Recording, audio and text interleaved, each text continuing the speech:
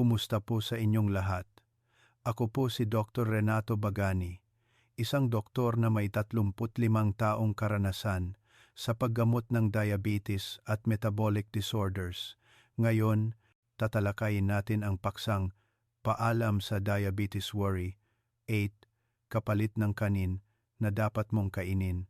Sa loob ng maraming taon ng pagkonsulta at pagsubaybay sa mga pasyente ng diabetes, napansin ko na higit sa 70% ng ating mga kababayan ay naniniwalang kailangan nilang iwasan ang kanin ng lubusan at kumain lamang ng gulay at sabaw para maging ligtas. Ngunit sa totoo lang, ang maling paraan ng pag-alis ng kanin ang siyang pangunahing sanhi ng matinding pagbabago-bago ng blood sugar. Marami ang nag-iisip na bababa ang kanilang blood sugar, ngunit sa kabaliktaran, pagkatapos lamang ng ilang linggo ay nakakaramdam sila ng pagod, pagkahilo, panghihina ng mga kamay at paa, at kailangan pang bumalik para dagdagan ang gamot. Bakit nangyayari ito? Dahil kapag inalis natin ang lahat ng carbohydrates, kinukulang ang ating katawan sa enerhiya. Ang atay ay napipilitang gumawa ng sarili nitong asukal mula sa protina at taba, kaya tumataas pa rin ang blood sugar kahit walang kanin. Ito ay isang kabalintunaan na kinakaharap ng maraming diabetic. Hindi kumakain ngunit mataas pa rin ang blood sugar. Nakikita ninyo, ang pagkain ng tamang kapalit ng kanin ang makakatulong sa katawan na manatiling busog, maging matatag ang blood sugar, at manatiling malakas. Hindi lang basta magbawas. Kung sa tingin ninyo ay kakaiba ang sinasabi ko, sabay-sabay nating alamin ang 8 uri ng kapalit ng kanin na maaari ninyong kainin araw-araw para bumaba ang blood sugar at manatiling malusog, na iiwasan ang mga komplikasyon sa puso, bato, at mata sa hinaharap araw-araw. Nakakakita ako ng 12-dosenang mga pasyente na may kaparehong sitwasyon, mahigpit na nagda-diet, ngunit ang blood sugar ay pabago-bago pa rin. Ayon sa istatistika, 1 sa 3 diabetic ang nagda-diet sa maling paraan. Binawasan nila ang kanin, karne, at kumakain lang ng pinakuluang gulay. Sa simula, maaaring mabilis bumaba ang blood sugar, ngunit pagkatapos ng ilang linggo, bumababa ang blood pressure, nanghihina ang kalamnan, at nakakaramdam ng matinding pagod dahil sa kakulangan ng enerhiya. Ang problema ay hindi sa dami ng kinakain, kundi sa uri ng carbohydrate na kinakain. Hindi kailangang alisin ang carbohydrates. Kailangan lang lumipat sa mga uri na mabagal maabsorb at may mababang glycemic index. Ang blood sugar ay magiging matatag ng natural, at ang katawan ay mananatiling malakas, hindi pagod, at hindi kinukulang sa enerhiya. Kaya, ginawa ko ang video na ito upang ipaliwanag ang 8 madaling mahanap na kapalit ng kanin na hindi lamang nakakabusog kundi nakakatulong din sa pagbaba ng blood sugar at maiwasan ang mga komplikasyon sa puso, bato, at mata sa hinaharap. Kung sa tingin ninyo ay kapaki-pakinabang ang paksang ito, huwag kalimutang i-click ang subscribe sa channel na Dr. Renato Bagani para matuto tayo kung paano mamuhay ng malusog, kumain ng masarap, at mapanatili ang matatag na blood sugar. Ngayon, simulan na natin ang bawat pagkain. Ang mga pagkaing ito ay madaling lutuin sa bahay, madaling kainin, at hindi magpapataas ng blood sugar pagkatapos kumain. Naisip nyo na ba kung bakit kahit konti lang ang kain nyo ng kanin ay mataas pa rin ang blood sugar ninyo? Araw-araw sa klinika, naririnig ko ang tanong na ito. Mayroon pa ngang nagsasabi, ilang buwan na akong hindi kumakain ng kanin. Dok, gulay lang ang kinakain ko, pero bakit 8 pa rin ang blood sugar ko? Sa totoo lang, kailangan pa rin ng ating katawan ng matatag na enerhiya araw-araw. Kapag inalis ninyo ang lahat ng carbohydrates, kinukulang ang katawan sa enerhiya. Mapipilitan ang atay na gumawa ng sarili nitong asukal sa pamamagitan ng pagpapalit ng taba at protina sa asukal, at ang asukal na gawa ng atay ay mas mahirap kontrolin kaysa sa asukal mula sa pagkain ng kanin. Sa madaling salita, kung tuluyan nating iiwan ang kanin, hindi bababa ang blood sugar kundi magiging pabago-bago. Sa oras na iyon, madali kayong mapagod, manginig ang kamay, pagpapawisan, o kahit bumaba ang blood pressure. Ang solusyon ay hindi ang pag-iwas kundi ang paglipat sa mabagal na maabsorb na carbohydrates. Ang mga gulay na mayaman sa fiber at mababang glycemic index upang ang katawan ay magkaroon ng matatag na enerhiya ngunit bumaba pa rin ang blood sugar. Iyan ang dahilan kung bakit tinatawag ko silang 8 kapalit ng kanin dahil sapat ang sustansya ng mga ito, nakakababa ng blood sugar, madaling kainin, madaling mahanap at madaling lutuin. Kaya nakikita ninyo na hindi laging tama ang kaunting pagkain. Ngayon, tingnan natin ang unang pagkain. Ang sinumang kumain nito sa loob ng 1 linggo ay makakakita agad ng pagkakaiba. Unang pagkain, kamote nilaga o inihaw. Marami ang nakakarinig ng kamote at naiisip na matamis, kaya natatakot na kumain dahil tataas ang blood sugar, kaya tuluyan na itong iniiwasan. Ngunit sa totoo lang, ang pag-iwas sa kamote ay ang pagkawala ng isang gintong pagkain para sa mga diabetic. Sa katunayan, ang nilagang kamote ay may glycemic index na humigit kumulang 44, mas mababa sa kalahati ng puting kanin. Ibig sabihin, ang pagkain ng kamote ay hindi nagpapataas ng blood sugar, kundi nakakatulong din na manatiling busog at matatag ang insulin sa buong umaga. Ang kamote ay naglalaman ng maraming soluble fiber. Pinapabagal nito ang pag-absorb ng asukal, nakakatulong sa regular na paggana ng bituka, at pinipigilan ang constipation na karaniwan sa mga diabetic. Tamang paraan ng pagkain. Sa bawat pagkain, 100 hanggang 120 gramo lamang, katumbas ng isang medium-sized na kamote, kainin sa umaga, kapalit ng puting kanin o suman, nilaga o inihaw, hindi pinirito, at walang idinagdag na asukal o pulot. Maliit na tip, kung medyo nakakasawa, maaari itong kainin kasama ng nilagang gulay tulad ng broccoli, patola, o magdagdag ng kaunting inihaw na mani. Masarap at balanse ang lasa. Ngunit nais ko ring ipaalala, ang sinumang may problema sa tiyan o acid reflux ay dapat kumain ng kamote pagkatapos ng pangunahing pagkain, dahil ang kamote na mayaman sa starch ay maaaring maging sanhi ng paglobo ng tiyan kung walang laman ang tiyan. Tandaan ninyo, ang nilagang kamote sa tamang paraan ay isang masarap at malusog na kapalit ng kanin na nakakabusog ngunit hindi nagpapataas ng blood sugar. Kung ang kamote ay nakakatulong na manatiling busog, ang ikalawang pagkain naman ay nakakatulong na linisin ang sobrang asukal sa dugo. Kakaiba, di ba? Ngayon, dumako tayo sa susunod na pagkain. Ikalawang pagkain, o oatmeal, lugaw o tinapay. Alam ko na marami sa inyo ang nakakarinig ng oatmeal at naiisip agad, ay, imported at mahal siguro, hindi bagay sa akin. Ngunit sa totoo lang, ang oatmeal ay isa sa pinakaligtas na uri ng carbohydrate para sa mga diabetic. Kung ihahambing lang, ang puting kanin ay may glycemic index na humigit kumulang 73. Samantalang ang oatmeal ay humigit kumulang 55 lamang.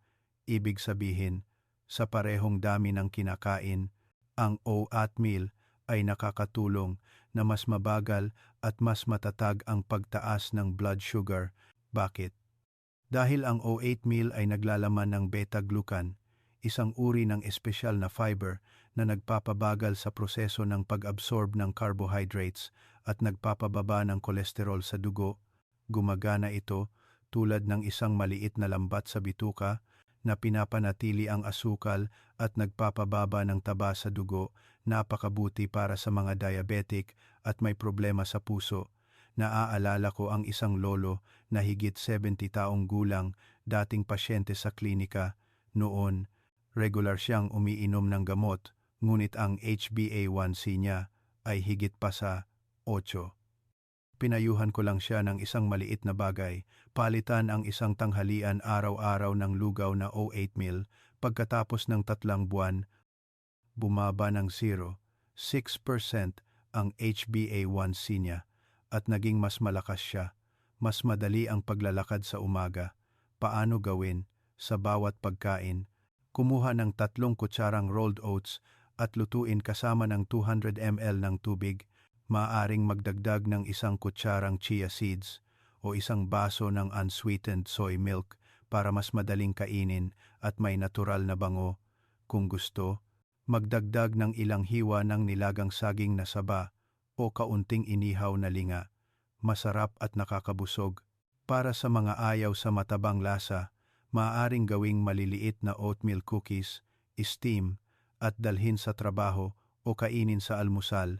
Iminumungkahi ko na simulan ninyo sa 2 o 3 beses sa isang linggo at damhin ang pagbabago sa inyong katawan.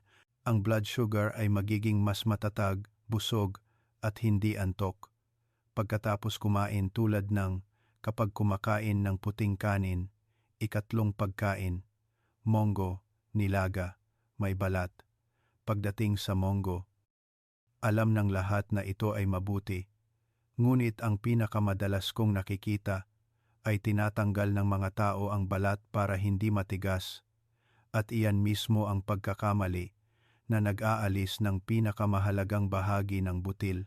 Ang balat ng monggo ay naglalaman ng pectin at cellulose, 2 uri ng soluble fiber na nagpapabagal sa pag-absorb ng asukal at sabay na naglilinis ng sobrang taba at masamang kolesterol sa dugo.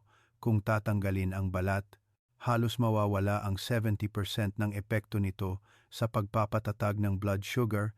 Maraming kumakain ng dinurog na monggo, ginagawang panghimagas, tinatanggalan ng balat, iniisip na magaan sa tiyan, ngunit sa totoo lang ay mas mabilis na nagpapataas ng blood sugar.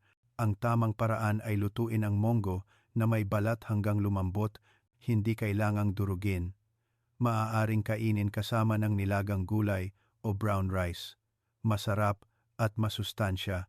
Kung gusto ng kakaibang lasa, maaari ninyong durugin ang hilaw na butil at ihalo sa kanin para lutuin bilang lugaw. Masarap at madaling kainin. Maliit na paalala. Ang sinumang may lamig sa tiyan, pagtatae o mahina ang tiyan ay dapat kumain ng kaunti o lutuin itong napakalambot at kainin ng mainit. Hindi dapat kumain ng monggo sa gabi dahil madali itong maging sanhi ng lamig sa tiyan at hirap sa pagtunaw. Sa totoo lang, kailangan lang panatilihin ang monggo na may balat 2 hanggang 3 beses sa isang linggo pagkatapos ng 1 buwan. Kapag nagpatingin ulit, malinaw na bumaba ang blood sugar at mananatiling malakas ang katawan ng hindi napapagod. Matapos linisin ang asukal sa pamamagitan ng monggo, kailangan natin ng isang nakakapagbigay lakas, ngunit magaan. Iyan ang ika-4 na pagkain. Sigurado akong curious na kayo, di ba? Kaya, samahan ninyo ako sa susunod na bahagi. Ika-4 na pagkain, brown rice o purple rice. Naniniwala ako na halos lahat ng may diabetes ay nakarinig na ng brown rice. Ngunit hindi lahat ay alam ang tamang paraan ng pagkain upang hindi tumaas ang blood sugar. Kung ihahambing lang, ang puting kanin ay pinipino ng husto, halos starch na lang ang natitira. Samantalang ang brown rice o purple rice ay pinapanatili pa rin ang outer layer, bran at germ, kung saan matatagpuan ang bitamina B, fiber, minerals, at antioxidant compounds. Kaya kapag kumakain ng brown rice, mas mabagal ang pagtaas ng blood sugar, mas matagal ang pagkabuso, at malinaw na bumababa ang blood sugar peak pagkatapos kumain. Hindi lang iyan, nakakatulong din ang bran sa pagpapakain ng good bacteria sa bituka, at kapag malusog ang bituka, mas matatag ang sugar metabolism at sabay na nakakatulong sa atay, bato, at puso na gumana ng mas madali.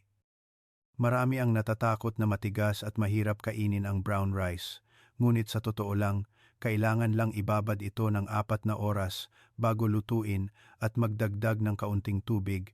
Ang kanin ay magiging malambot, malagkit, at mabango ang amoy ng butil. Napakasarap. Iminumungkahi ko na palitan ninyo ang 2 pagkain ng puting kanin sa 1 linggo ng brown rice o purple rice. Pagkatapos ng 3 hanggang 4 na linggo, mararamdaman ninyo ang malinaw na pagbabago. Mas matatag ang blood sugar, mas maliwanag ang balat, mas magaan ang panunaw. Subukan ninyong palitan ang 2 pagkain sa 1 linggo. Malinaw ang epekto. Para sa mga mahilig sa pansit, mayroon akong 5 pagkain na pamilyar ang pangalan, ngunit kamangha-mangha ang epekto. Ngayon, dumako tayo sa susunod na pagkain. 5 pagkain. Sotanghon, mula sa arrowroot. Mendong. Marami ang nag-iisip na simple lang. Kung maraming carbohydrate ang kanin, tanggalin ito at lumipat sa sotanghon para mas ligtas. Mukhang makatuwiran, ngunit hindi lahat ng sotanghon ay mabuti. Ang karaniwang pagkakamali ay ang pagpili ng pininong puting sotanghon. Karamihan ay gawa sa starch o pinaputi na kamote starch. Kaya, 1 mangkok lang ay maaaring mabilis na magpataas ng blood sugar, mas mabilis pa kaysa sa kanin. Kaya ano ang tamang paraan? Pumili ng dark arrowroot sotanghon, ang uri na gawa sa purong arrowroot, hindi pinaputi, at hindi hinaluan ng ibang starch. Ang uri na ito ay may mas mababang glycemic index at mayaman sa natural fiber na nakakatulong na pabagalin ang pag-absorb ng asukal. Maliit na tip, dapat kumain ng sotanghon sa tanghalian, hindi sa gabi. Kapag niluluto, huwag hayaang maluto masyado. Blanch lang at banlawan ng malamig na tubig para maging matatag. Kainin kasama ng nilagang gulay o nilagang itlog sa halip na sili sauce o matamis na toyo. Kung gusto ng kakaibang lasa, iminumungkahi ko ang sotanghon na may halong gulay, masarap at malusog. At isang mahalagang paalala, ang sinumang may low blood pressure ay dapat kumain ng mas kaunting sotanghon dahil madali itong magpababa ng blood pressure kung regular na kakainin kapalit ng kanin. Ang tamang uri ng sotanghon sa tamang paraan ay magiging isang magaan na kapalit ng kanin, nakakabusog, ngunit hindi nagpapataas ng blood sugar. 6 na pagkain. Quinoa, DM match. Naniniwala ako na karamihan sa inyo ay hindi pa pamilyar sa pangalang ito. Ang quinoa ay isang uri ng butil na napakabuti para sa mga diabetic at itinuturing na superfood ng World Health Organization. Kakaunti ang nakakaalam na ang quinoa ay may 9 na essential amino acids at ang glycemic index nito ay humigit kumulang 35 lamang, mas mababa kaysa sa oatmeal, brown rice o maging sa kamote. Kaya kapag kumakain kayo ng quinoa, napakabagal ng pagtaas ng blood sugar. Ang pakiramdam ng kabusugan ay tumatagal ng 4 hanggang 5 oras nang hindi nagugutom sa matamis o napapagod. Ang mekanismo ng quinoa ay napakabuti din dahil sa yaman ito sa plant-based protein at fiber. Nakakatulong ito na bawasan ang pag-absorb ng asukal, pababain ang taba sa dugo, at bawasan ang insulin resistance ng sabay-sabay. Sa madaling salita, pinapatatag nito ang blood sugar at pinoprotektahan ang puso. Napakasimple ng paggamit. Sa bawat pagkain, 50 hanggang 70 gramo lang ng tuyong quinoa. Lutuin tulad ng kanin o ihalo sa nilagang gulay, mushrooms, carrots, broccoli, para sa mga mahilig sa lutuing Pilipino. Maaring ihalo sa kaunting inihaw na linga para mas mabango at madaling kainin. Naaalala ko pa ang isang pasyente sa Davao. Siya ay 60.5 taong gulang, may diabetes ng higit sa 10 taon, regular na umiinom ng gamot, ngunit ang blood sugar ay 8 puntos pa rin. Pagkatapos kong ituro ang pagpapalit ng isang pagkain ng kanin araw-araw ng quinoa, nang tuloy-tuloy sa loob ng 2 buwan, bumalik siya para magpa-check up, bumaba ng halos 1 mmol ang blood sugar, at binawasan ng kanyang internal medicine doctor ang kalahati ng dosis ng gamot. Sabi niya, "Doc, masarap ito." At talagang lumakas ako. Napangiti lang ako. Dahil sa totoo lang, iyan ang kapangyarihan ng pagkain ng tamang uri ng carbohydrate. Huwag matakot sa kakaibang pagkain. Basta sa tamang dami, ito ay kasing halaga ng gamot. Subukan nyo lang 2 hanggang 3 beses sa isang linggo. Makikita ninyo ang malinaw na pagkakaiba. Ikapitong pagkain, mais corn, young corn. Marami ang nakakarinig ng mais at agad itong iniiwasan. Puno raw ng asukal ang mais, mabilis na tumataas ang blood sugar, kaya hindi dapat hawakan. Ngunit sa totoo lang, hindi lahat ng uri ng mais ay nagpapataas ng blood sugar.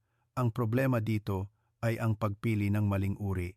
Ang matamis na mais, lumang mais, o delatang mais ay talagang mataas sa asukal, ngunit ang batang mais, young corn, ang uri na maliliit ang butil at malambot, nilaga o steamed, ay may glycemic index na humigit kumulang 45 lamang.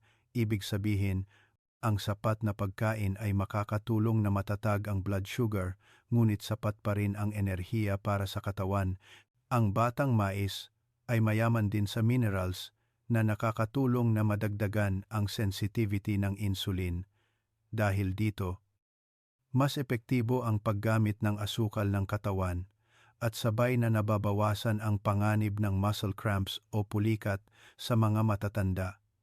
Ang tamang paraan ng pagkain. Sa bawat pagkain, 2 hanggang 3 piraso lang ng nilagang batang mais na kasama ng nilagang gulay. Huwag igisa sa mantikilya, huwag haluan ng asukal o sili sauce. Dapat kainin sa tanghalian o maagang hapon para may sapat na oras ang katawan na matunaw. Kapag kinakain kasama ng nilagang gulay o steamed tofu, tumataas ang fiber content na nakakatulong na pabagalin ang pag-absorb ng carbohydrates. Mas nagiging matatag ang blood sugar. Dagdag na paalala, huwag na huwag kumain ng dilatang matamis na mais dahil ang uri na iyon ay may asukal na, kung minsan ay naglalaman pa ng corn syrup. Ang pagkain nito ay parang pag-inom lang ng soft drinks. Sandali na lang at malapit na tayo sa huling pagkain. Ang pangalan nito ay napakasimple. Madaling mahanap ngunit ito ang tagapagligtas ng maraming pasyente ng diabetes sa loob ng mahabang panahon. Ngayon, dumako tayo sa espesyal na bahaging ito. Ikawalong pagkain, sibuyas Tagalog kunang. Naaalala pa ba ninyo ang nilagang sibuyas Tagalog na kinakain natin noong bata pa tayo, malutong at matamis? Sasabihin ko sa inyo ang isang totoong kuwento. Ilang buwan na ang nakalipas. Isang 65 taong gulang na pasyente ang nagpatingin sa akin. Sabi niya, "Ilang buwan na akong nag-iwas ng kanin, pero gusto ko pa rin. Pero kapag kumain ako, tumataas ang blood sugar ko. Mayroon bang kapalit ng kanin?" "Doc," ngumiti ako at sinabi, "Subukan ninyo ang sibuyas Tagalog. Mura, nakakapagpalamig, at matatag ang blood sugar." Kakaiba sa pandinig. Umuwi siya at kumain ng nilagang sibuyas Tagalog kapalit ng kanin 3 beses sa isang linggo. Kumain pa rin siya ng gulay at kaunting isda tulad ng dati. 1 buwan pagkatapos, ang resulta ng check-up ay bumaba ng 0.8 mol ang blood sugar. Naging mas malakas siya, mas mahimbing ang tulog, at mas sariwa ang balat. Kakaunti ang nakakaalam na ang sibuyas Tagalog ay naglalaman ng natural na plant-based insulin, isang compound na nakakatulong na madagdagan ang sensitivity ng insulin sa katawan. Dahil dito nababawasan ang pag-absorb ng asukal at nagiging matatag ang glucose sa dugo. Hindi lang iyan, nakakatulong din ang sibuyas Tagalog na palamigin ang katawan, linisin ang atay, at maging diuretic. Napakabuti para sa mga diabetic na may kasamang init sa katawan, acne, o laging uhaw. At dahil sa aman ito sa fiber, Nakakabusog ito at hindi nagugutom sa merienda. Nakakatulong na mapanatili ang matatag na timbang, sumusuporta sa puso at blood pressure. Napakasimple ng paraan ng pagkain. Sa bawat pagkain, 2 hanggang 3 piraso ng nilagang sibuyas Tagalog kapalit ng kanin o kasama ng gulay. Hindi dapat kainin ng hilaw dahil madali itong maging sanhi ng lamig sa tiyan. Isang ordinaryong pagkain na mura, ngunit mas mahalaga pa sa gamot. Basta regular at tama ang pagkain, unti-unti nang magiging matatag ang blood sugar, magaan at matibay. Ngayon, mayroon na kayo ng 8 kapalit ng kanin, ngunit upang maging epektibo ang pagkain at hindi magkulang sa sustansya, ipapaliwanag ko kung paano pagsamahin ang 8 pagkaing ito sa loob ng 1 linggo para madali ninyong masundan. Naiintindihan ko na marami sa inyo ang nagtatanong kung paano kainin ang 8 pagkain na ito ng tama. Kailangan bang palitan ang lahat ng kanin? Simple lang ang sagot ko. Hindi kailangang tanggalin ng lubusan kundi paikutin ng maayos upang maiwasan ang kakulangan sa sustansya na nakakatulong na matatag ang blood sugar at mapanatiling malakas ang katawan, sapat ang enerhiya araw-araw. Iminumungkahi ko ang isang simpleng 7-day meal plan na madaling tandaan. Lunes, Martes, kamote, oatmeal, nakakabuso, magaan sa tiyan sa simula ng linggo. Miyerkules, Huwebes, Monggo, brown rice, naglilinis ng atay, nagpapatatag ng blood sugar pagkatapos ng tanghalian. Biyernes, Sabado, sotanghon. Mula sa arrowroot, quinoa, batang mais, nagpapataas ng enerhiya, mabuti para sa puso. Linggo, nilagang sibuyas Tagalog, magaan, nakakapagpalamig, nakakatulong na bumalik ang blood sugar sa normal. Sa paggamit ng meal plan na ito, makakatanggap pa rin ang katawan ng sapat na slow-release carbohydrates, bitamina at minerals. At ang blood sugar ay hindi magiging pabago-bago tulad ng kapag kumakain lamang ng puting kanin o nagpapagutom. Naaalala ko pa ang isang 58 taong gulang na pasyente sa klinika. Sinunod niya ang meal plan na ito sa loob ng 2 buwan. Bumaba ang HbA1c niya mula 8.0 hanggang 6.9. Nabawasan ang dosis ng gamot at malinaw na bumuti ang kalusugan, espiritu at tulog. Sabi niya, "Doc, ito ang unang beses na nakakain ako nang masarap at panatag pa rin ang kalooban ko sa blood sugar." Ngumiti lang ako dahil sa totoo lang, iyan ang kapangyarihan ng pagkain ng tamang uri ng carbohydrates. Kaya huwag matakot magbago. Ang pagkain ng tama, pamumuhay ng malusog, at pagbaba ng gamot ay ganap na posible. Ang sinumang gustong ibahagi ko ang detalyadong 7-day meal plan na nagpapaliwanag ng almusal, tanghalian, hapunan, at kung paano pagsamahin ang mga pagkain. I-type lang ang gusto ko sa comment section. Ipadadala ko ito sa inyo ng personal para madali ninyong masundan araw-araw. Mahal na mga kababayan, ang pagkain ng tama ay hindi talaga mahirap. Ang pinakamahirap ay ang iwan ang mga lumang gawi, ang mga pamilyar na pagkain, ang mga pagkaing akala mo ay malusog, ngunit sa totoo lang ay nagiging sanhi ng pabago-bagong blood sugar. Naiintindihan ko dahil lahat tayo ay may gawi sa pagkain sa loob ng maraming taon, ngunit sa kaunting pagbabago lang, pagpili ng tamang uri ng slow-release carbohydrates, at pagpapanatili ng nakatakdang oras ng pagkain araw-araw, ang katawan ay aakma ng kusa, ang blood sugar ay magiging matatag, ang kalusugan ay unti-unting babalik nang hindi kailangan magpakahirap o mag-diet ng sobra. Sa totoo lang, sa loob ng higit 35 taon sa propesyon, nakita ko na ang mga taong kumakain ng tama at regular ay kadalasang sila ang pinakamaagang bumababa ang gamot at pinakakaunti ang nakakaranas ng komplikasyon sa puso, bato o mata. At ang pinakamahalaga ay namumuhay sila ng malusog, masaya, at mas kumpiyansa. Kaya huwag mag-atubiling magsimula. Simulan ngayon. Pumili ng isa o dalawang pagkain mula sa 8 kapalit ng kanin na ibinahagi ko, regular na kainin, at baguhin ng dahan-dahan bawat linggo. Pagkatapos ay makikita ninyo na nagbabago ang inyong kalusugan araw-araw, mas matatag ang blood sugar, mas mahimbing ang tulog, at mas magaan ang pakiramdam. Kung sa tingin ninyo ay kapaki-pakinabang ang video na ito, ibahagi ninyo sa inyong mga kamag-anak na may diabetes. Isang maliit na pagbabago ngayon ay makakatulong sa kanila na bawasan ang gamot, mamuhay ng malusog, at maging mas panatag sa bawat pagkain. At kung gusto ninyo pa akong magbahagi ng 7-day meal plan o 7 uri ng tradisyonal na inumin na nakakatulong na magpababa ng blood sugar pagkatapos kumain, huwag kalimutang mag-subscribe sa channel na Dr. Renato Bagani at i-on ang notification bell para makatanggap agad ng mga update. Salamat sa pananatili ninyo hanggang sa huling bahagi ng video. Nais ko sa inyong lahat ang maraming kalusugan.